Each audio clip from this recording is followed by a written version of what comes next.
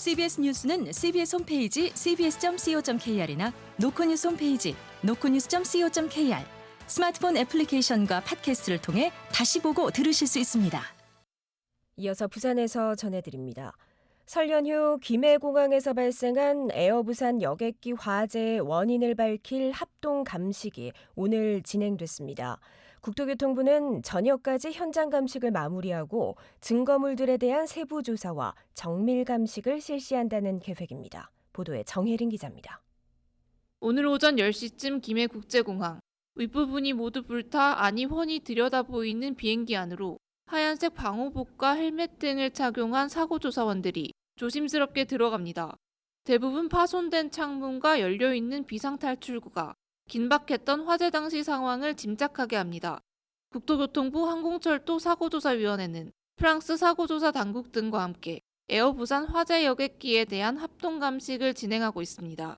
현장 감식은 저녁 6시쯤 완료될 예정으로 현장에서 수집된 증거물들은 분석시설로 옮겨 세부조사와 정밀감식을 실시한다는 계획입니다. 국토교통부 항공철도 사고조사위원회 관계자입니다.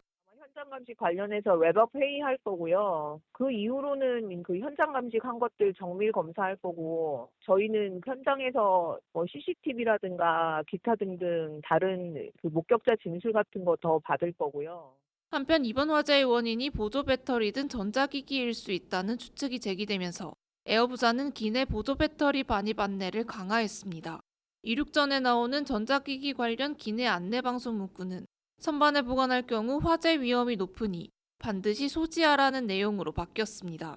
에어부산은 탑승 하루 전 승객에 미리 안내 문자를 보내거나 공항 곳곳에 안내문을 설치하는 등 보조 배터리 직접 소지를 유도한다는 방침입니다.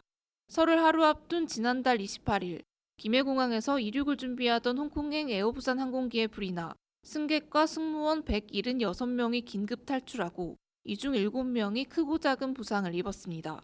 CBS 뉴스 정혜린입니다. 도널드 트럼프 미국 대통령이 캐나다와 멕시코, 중국에 대한 관세 폭탄 부과를 강행하면서 멕시코 등지에 진출한 부산 기업도 비상이 걸렸습니다. 지역 기업은 완성차 업체 동향을 예의주시하면서 수출처와 원자재 확보 다변화에 총력을 쏟고 있는 모습입니다. 김혜경 기자가 보도합니다. 트럼프 2기 행정부가 캐나다와 멕시코에 각각 25%, 중국에 10% 보편 관세 부과를 단행하자 지역 기업은 적잖이 당황한 모습입니다. 트럼프 대통령 취임 이후 관세 정책 전면 수정은 일정 부분 예상했지만 동시다발적으로 예상보다 이른 시점에 이뤄졌기 때문입니다. 부산 지역 기업은 자동차 부품과 전자부품 생산업체 5곳 안팎이 멕시코에 진출해 있습니다.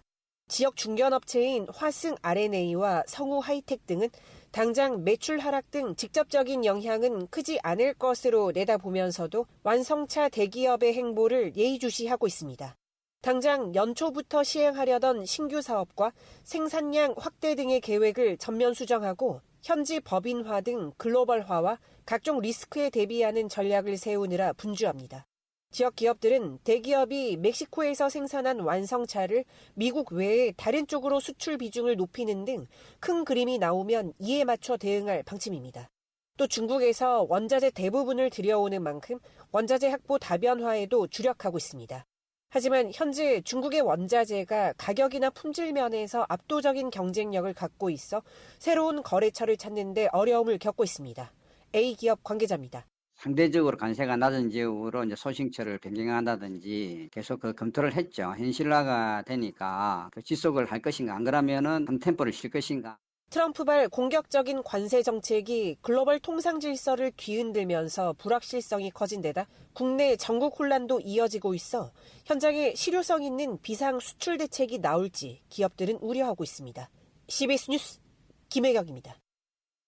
부산에서 아파트 분양가가 매매가를 추월하는 현상이 뚜렷해지고 있습니다. 특히 분양가와 매매가의 격차가 전국에서 가장 큰 수준을 기록하며 실수요자들의 부담이 커지고 있는데요. 서울과 비교해도 부산의 상황이 더욱 심각합니다. 강민정 기자가 보도합니다. 지난해 부산의 아파트 평균 분양가는 3.3제곱미터당 2,357만 원으로 평균 매매가보다 무려 954만 원 높게 형성됐습니다. 이는 전국에서 가장 큰 격차로 서울 격차 520만 원보다도 2배 가까이 차이가 납니다. 국민평수인 전용 85제곱미터 기준으로 보면 부산에서는 분양가가 시세보다 3억 원 가까이 비싸며 서울 1억 7천만 원보다도 부담이 훨씬 큽니다. 전문가들은 공사비 상승과 금융비용 부담을 주요 원인으로 꼽고 있습니다.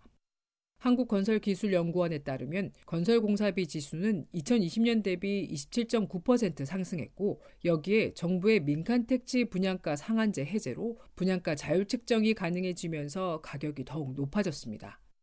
또한 고금리 기조 속에서 건설사들의 금융 비용 부담이 커지면서 분양가가 추가로 상승하는 요인으로 작용하고 있습니다.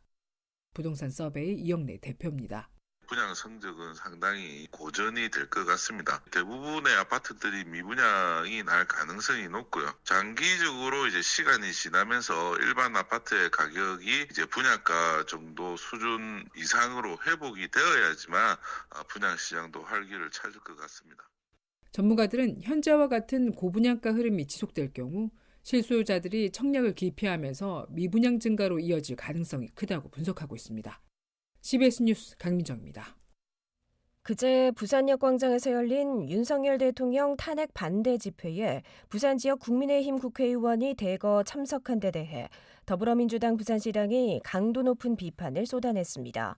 민주당 부산시당은 오늘 반선호 대변인 명의의 논평을 통해 국민의힘 박수영 부산시당 위원장이 행사에 참석해 내란 수괴 윤석열을 순교자에 비유하는 등 여당은 반성은커녕 지지층 결집을 위한 망언만 내놓고 있다고 맹비난했습니다.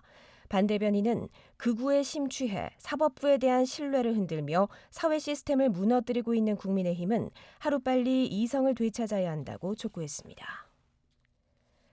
부산항만공사가 지난해 12월 중단됐던 북항 2단계 항만 재개발 사업의 사업계획 수립 용역을 올해 재개했습니다.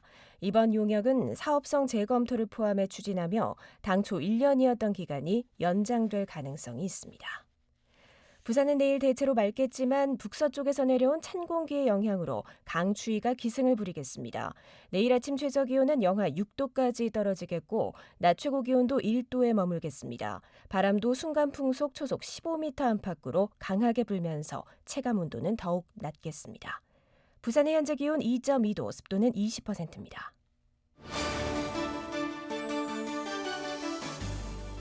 CBS 저녁 종합 뉴스를 마칩니다. 지금까지 진행해 기술 차유진, 기자 박진홍, 아나운서 김창현이었습니다.